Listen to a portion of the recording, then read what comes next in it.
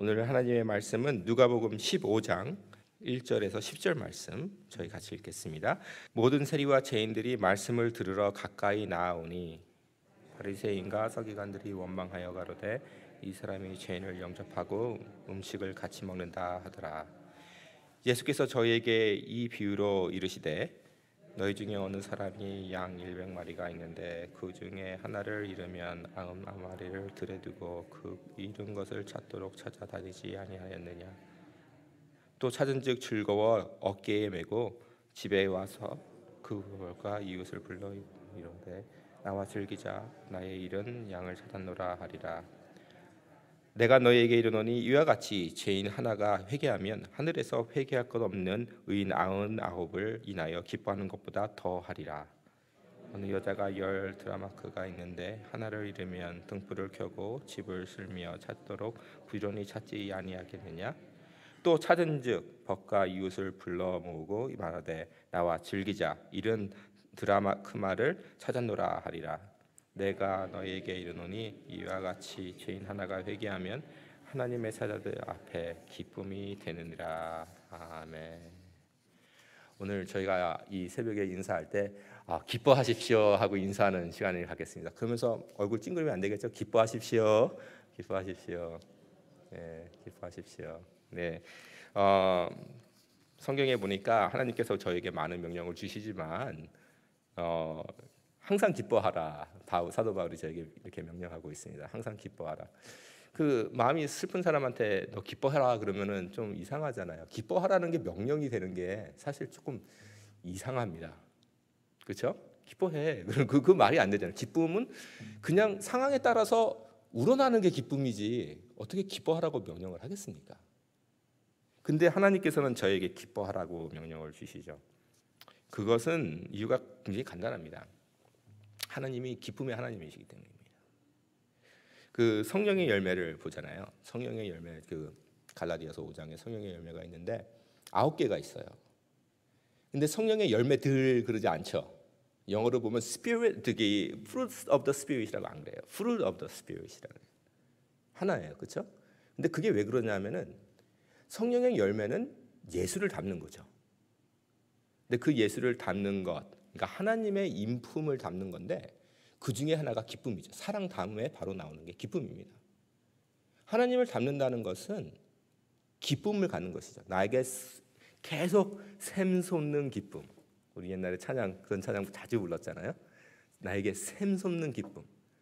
그것은 성령에 충만한 사람, 성령이 역사하는 사람이 넘쳐나는 기쁨이 나누는 것입니다. 어떤 상황에 와서도 상황에 상관이 없이 이 기쁨이 넘쳐나는 거예요. 왜냐하면 성령이 역사하기 때문에, 왜냐하면 하나님을 닮아가기 때문에, 그리스도의 모습이 나타나기 때문에 내 마음속에는 넘쳐나는 기쁨이 상황하고 상관없이 하나님이 나를 사랑하기에, 하나님이 나를 아끼시기에, 하나님께서 나를 인치셨기 때문에 그 기쁨이 나타나는 것입니다. 오늘 저희가 잘 아는 누가복음 15장 말씀을 가지고 저희가 이제 생각하고 또 말씀을 들으려고 하는데, 저희가 잘 아는 말씀이죠. 예수님께서 이제 세리들과 죄인들하고 같이 식사를 하고 계십니다. 바리새인들하고 서기관들이 원망했다고 했습니다. 이 원망, 컴플레인 한다는 거. 우리 컴플레인, 원망하는 거는 기쁨의 반대죠. 좋으면 왜 원망하겠어요?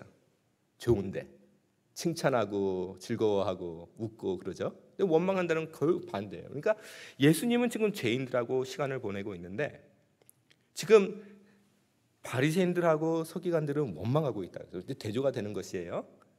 바리새인들하고 서기관들은 사실 거룩한 사람들이거든요. 근데 그들은 기쁨이 없었어요.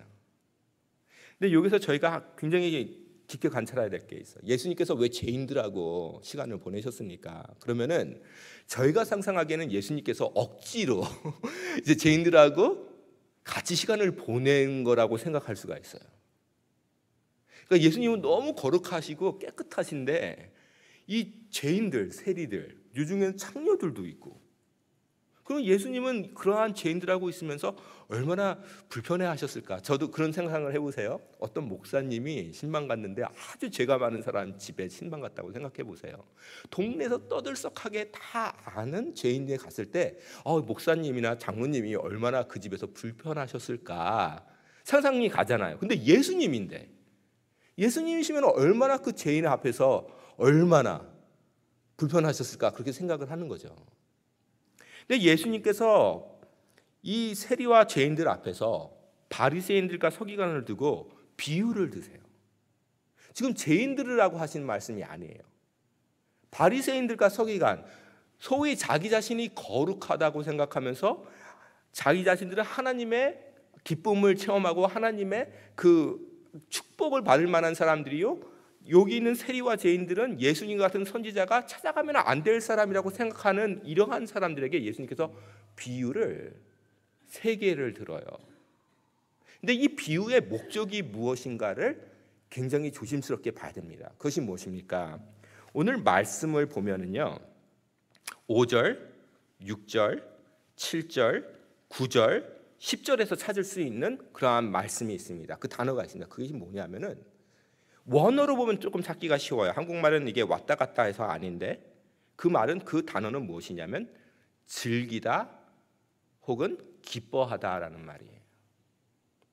즉 예수님의 말씀에 어떠한 사람이 양이 100마리가 있는데 그 중에 한 마리를 잃었다. 그러면은 그 목자가 99마리, 99마리를 버려두고 한 마리를 찾아갔을 때 그 마음 이해하냐? 이해하죠.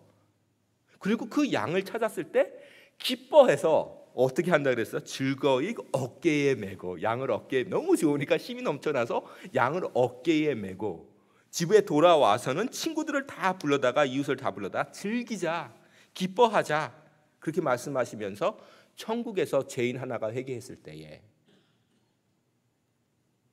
이거보다 더 큰 기쁨이 있다 말씀하시는 거예요. 그러면 예수님께서 죄인들, 세리하고 죄인들하고 지금 같이 시간을 보내시고 같이 식사하시고 이렇게 그들을 사랑을 보여주신 이유는 무엇입니까? 기쁨을 위해서라는 거죠. 하나님께서 죄인들과 함께 하신다는 것은 하나님이 죄인들을 구원하시기를 기쁘게 생각하시기 때문에, 그 죄인들을 사랑하기 때문이라는 것이에요. 하나님께서 하시는 모든 일은 기쁨으로 하십니다. 하나님께서 뜻을 이루는 것은 영어로 봤을 때요, my purpose, my will이라는 단어가 my pleasure이라는 단어와 공통이 됩니다. 하나님의 모든 목적과 하나님의 모든 뜻은 바로 하나님의 기쁨이라고 얘기를 합니다. 기쁨으로 하시는 일이십니다. 오늘 말씀에서 예수님께서 죄인들과 함께 같이 식사를 하시고 같이 그들과 대화를 하시고 같이 웃으시면서 그들과 시간을 보내시는 것은 예수님께서, 하나님께서 명령하시기 때문에, 아버지께서 명령하시기 때문에 억지로 한 것이 아니라 아버지의 마음을 알고 기쁜 마음으로 했다는 것입니다. 또 두 번째 비유를 줍니다. 한 여인이 있습니다. 동전이 10개가 있습니다. 그 중에 하나를 잃었어요. 이게 굉장히 재밌어요. 왜냐하면은 지금 중동에 가서, 특별히 이제 예루살렘이나 뭐 이스라엘 지역에 가서 이제 발굴을 하잖아요. 그 옛날 뭐 동네가 있었다, 요것에서 이제 조금 캐어내면은 이 옛날에 그 동네 모습이 좀 나타난다 해서 발굴을 하잖아요, 역사가들이. 그러면은 가끔 가다가 동전들이 찾아져요. 그러면 사람들이 여기에는 집이 있었구나, 그 얘기합니다. 왜 그럴까요? 옛날에는 집을 질 때 시멘트로 안 졌어요.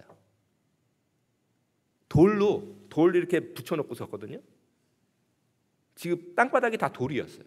돌하고 해가지고 기반을 만들어서 했는데, 가끔가다 동전을 떨어뜨리면은 그 동전이 어디 들어가냐면 그 반석 및 그 바위 사이로 들어가요.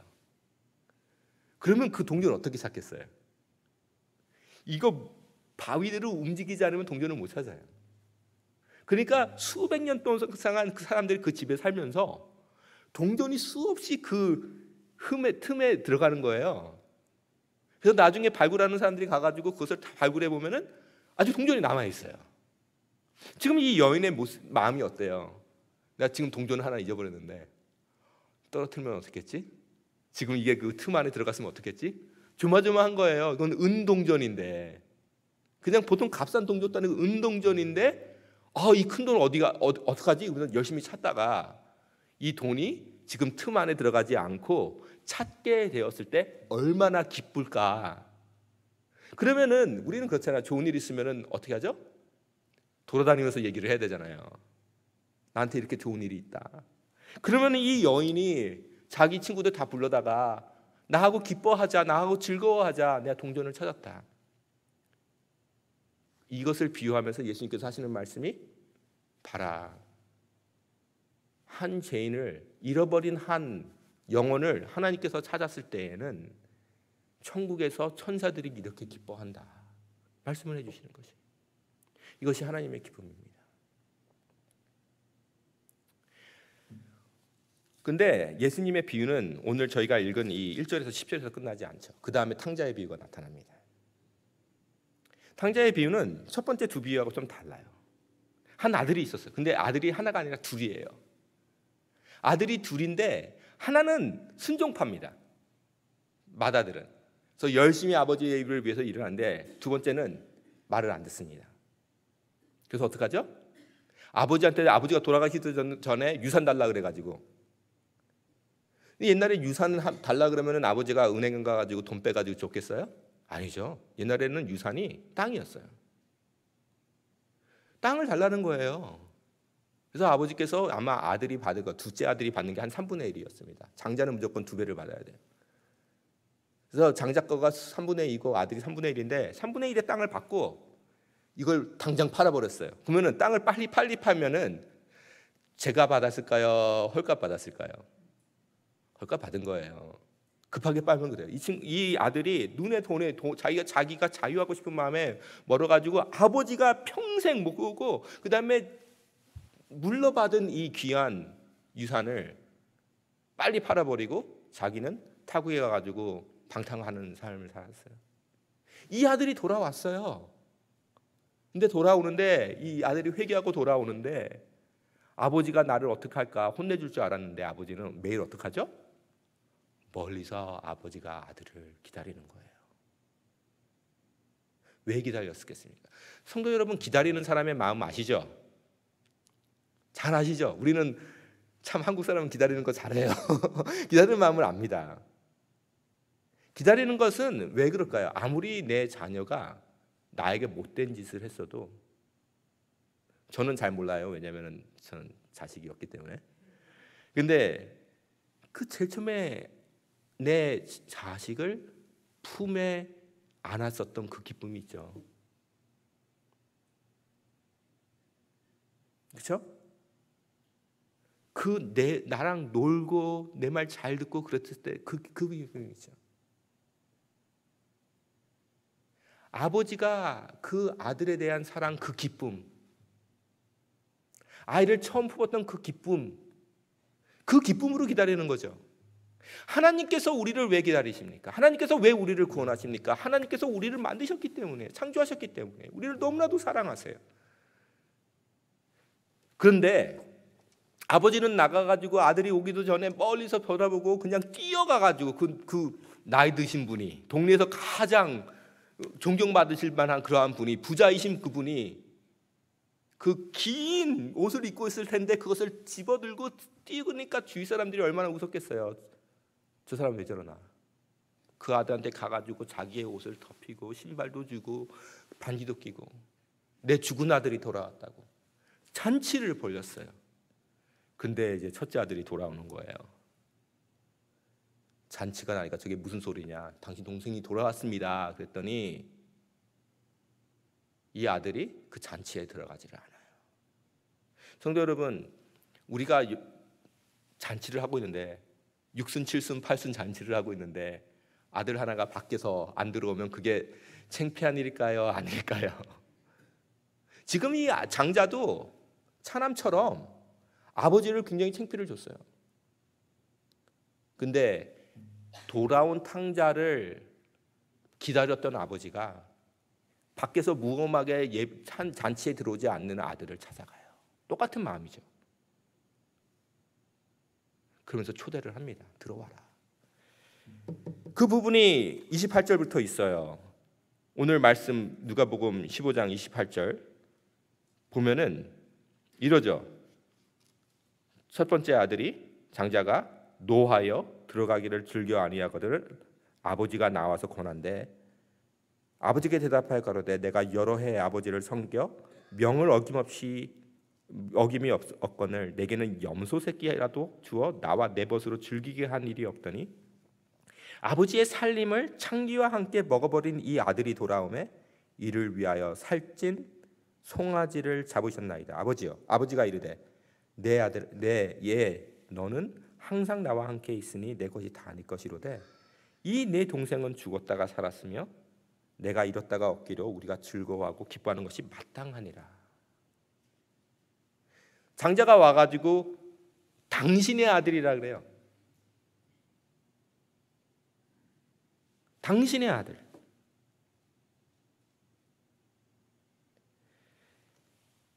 얼마나 무엄합니까? 근데 아버지는 그 탕자를 뭐라 그러죠? 네 동생이라고 얘기를 해요.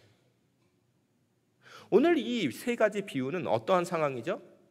예수님께서 바리새인과 서기관들에게 말씀을 하시면서 초대를 하시는 거예요. 나는 지금 기쁨으로 이 세리와 죄인들하고 같이 있는데 아버지의 마음을 알기 때문에 아버지가 그들을 얼마나 기다리는 것을 알기 때문에 아버지가 그들을 구원하기를 원하기 때문에 나는 기쁨으로 이들과 같이 있는데 너희들은 원망하여서 불평망을 하고 있는데 이 기쁨으로 초대를 받으라. 성도 여러분, 저희는 기쁨이 없이는 하나님을 순종할 수가 없습니다. 왜냐하면 기쁨이야말로 가장 큰 동기부여입니다. 어떠한 학자가 프레드릭스라는 학자가 그런 연구를 했죠. 그 연구를 하는데 다섯 그룹의 사람들을 만들었어요. 첫 번째 그룹은 그 사진을 보는데 아주 기쁨을 불러주는 사진. 두 번째로는 마음을 편안하게 해주는 사진. 세 번째로는 그냥 무감각하게 하는 사진. 네 번째로는 사람이 슬프게 하는 사진. 다섯 번째 사진은 사람으로 화나게 하는 사진을 보여줬어요. 그러고 나서 그 각 그룹한테 글을 쓰라 그랬어요. 여기에 대해서 너의 감정을 표시하라 그랬더니 기쁘게 하는 그림을 쓴 사람은 이만큼 썼어요. 근데 나쁜 감정을 받은 사람들은 슬픈 감정을 받고 화난 사람들은 요만큼 썼어요. 화난다. 그리고 끝났어요. 슬프다. 근데 기쁜 것을 본 사람은 너무 기쁘다, 너무 아름답다, 이 색깔이 좋고 뭐 그러면서 나는 앞으로 가서 뭐 자연을 가서 더 시간을 보내야겠다. 내가 무엇을 할 거다라는 말까지 썼어요. 그건 뭐예요? 기쁨이 동기부여라는 것이에요. 기쁨과 같이 큰 동기부여가 없다는 것이에요. 하나님께서 예수 그리스도를 독생자를 이 세상에 보내주신 이유는 하나님의 기쁨을 위해서예요. 죄인을 살리는, 죄인을 구원하는, 그래서 죄인과 함께 죄인을 구원하여서 평생 같이 있기를 원하는 하나님의 궁극적인 목적이 뭐죠? 우리를 창조하신 이유가 뭐예요? 우리랑 함께 하시기 원해서 아니겠습니까? 예수님께서 지어주시는 이름이 뭡니까? 임마누엘이죠. 그게 뭐예요? 하나님이 우리와 함께 계시다는 뜻이에요. 하나님은 우리와 함께 하시기를 원해서 우리를 천국으로 초대하시는 거 아니겠습니까? 왜냐하면 우리가 하나님께서 기뻐하시는 자예요. 근데 그 기뻐하는 아들을 잃어버렸을 때 하나님께서는 그 사람을 구원하기를 원하시는 것이죠. 그래서 오늘 말씀께서 예수님께서 주시는 말씀이 뭡니까? 하나님께서 우리에게 전도를 하기를 원하시고 하나님께서 우리에게 주위 사람들을 사랑하기를 원하시고 우리가 아무리 죄를 진 사람이라도 용서하기를 원하시는 이유는 무엇입니까? 하나님의 마음이에요. 하나님은 죄인을 기뻐하시는 사람, 하나님. 그들을 구원하시기를 원하는 하나님. 지금 탕자를 기다리는 마음과 같이 하나님께서는 기다리시는 그 하나님의 마음을 알았을 때에 우리가 그 기쁨으로 나아서 전도할 수 있는 것이고 우리가 가진 기쁨을 나눌 수 있는 것이고 그냥 내가 거룩한 척하면서 사는 것이 아니라 나는 거룩하기 때문에 너와 상관 안 할래 하는 그러한 바리새인적인 그러한 인생이 아니라 하나님의 마음을 품고 죄인들에게 더욱더 다가가는 그러한 삶을 살기를 원하시는 것이 바로 하나님의 뜻이라는 것이죠. 시편 139편 보면은 저희가 굉장히 잘 아는 말씀이 있어요. 시간이 없어서 제가 읽어드리겠습니다. 시편 139편 13절에 이런 말씀이 있죠. 주께서 내 장부를 지으시며 나의 모태에서 나를 조직하셨나이다. 내가 주께 감사함은 나를 지으심이 신묘 만측하심이라. 주의 행사가 기이함을 내 영혼이 잘 아나이다. 내가 은밀한 데서 지음을 받고 땅의 깊은 곳에서 기이하게 지음을 받은 때에 나의 형체가 주의 앞에 숨기지 못하였나이다. 내 형질이 이루기 전에 주의 눈이 보셨으며 나를 위하여 정한 날이 하나도 되기 전에 주의 책에 다 기록되었나이다.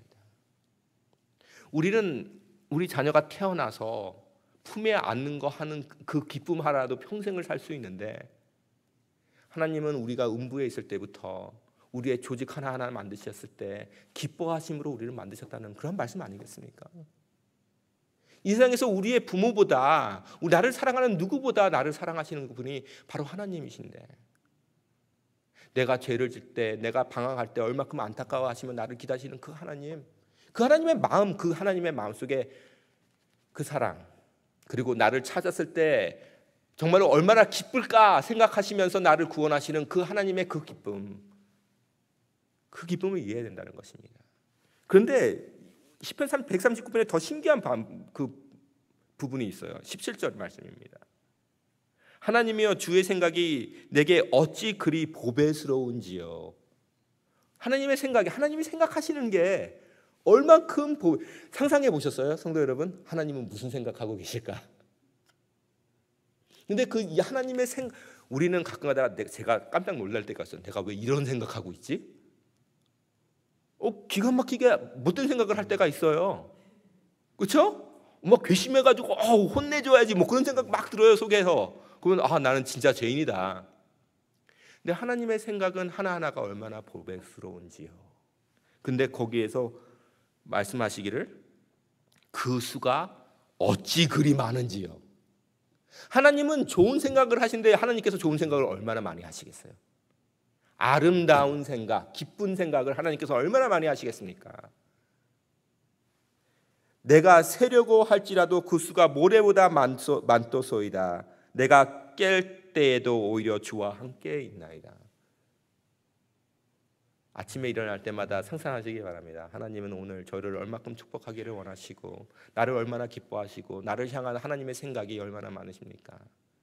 다윗이 그랬죠. 하나님, 인간이 무엇이길래, 내가 무엇이길래 내 생각을 하고 계십니까? 오늘 말씀을 보니까, 시편 139편을 보니까 그 아름다운 생각이, 보배스러운 생각이 얼마나 많은지요. 셀 수 없을 그러한 생각, 셀 수 없는 모래와 같은 그러한 하나님의 생각들, 나를 향한 그러한 생각들. 히브리서 12장에 이런 말씀이 있습니다. 11장에 그 믿음 장 바로 다음에 히브리서가 그 저자가 하는 말입니다. 이러므로 우리에게 구름같이 쌓인 허다한 증인이 있으니 모든 무거운 것과 얽매인 쉬운 죄를 버리고 인내로서 우리 앞에 당한 경주를 경주하며 믿음의 주요 또 온전케 하시는 이인 예수를 바라보자. 저는 그 앞에 있는 즐거움을 위하여 십자가를 참으사. 우리로 하여금 예수님을 바라보면서 이제 경주하자 하는 이 히브리서 저자가 하는 말이, 예수 그리스도께서 십자가를 어떻게 참으셨냐 하면은 즐거움으로 참으셨다. 왜냐하면 예수님은 하나님이시기 때문에, 하나님의 기쁨을 아시기 때문에. 결국 우리로 인내하게 하고 우리로 힘있게 하고 우리로 하여금 세상과 싸우게 하는 그 힘은 즐거움에서 있다는 것입니다. 성도 여러분, 오늘 말씀을 통하여서 전도하자? 좋습니다. 전도해야 됩니다. 그러나 더 중요한 것은 무엇입니까? 하나님의 기쁨을 생각하자. 내가 하나님께서 얼마나 기뻐하시는 사람이요, 나는 그 기쁨을 본받아 나의 인생에서 샘솟는 기쁨으로 어떠한 상황에 당하든지 기뻐하는 사람이 되자. 오직 그랬을 때 우리는 하나님의 뜻을 순종할 수 있는 그러한 주님의 이름을 받기에 합당한 주님의 백성이 되리라 믿습니다. 오늘 아침에 기도할 때 딱 한 가지만을 위해서 기도했으면 좋겠습니다. 하나님, 저에게 하나님의 기쁨을 주십시오. 그 기쁨을 체험하고 싶습니다. 그 넘쳐나는 샘솟는 기쁨을 체험하여서 내가 어느 상황에 있든지 하나님을 기뻐하는 사람이 되게 해 주십시오. 기도하는 이 시간 되겠습니다. 다 같이 기도하시겠습니다.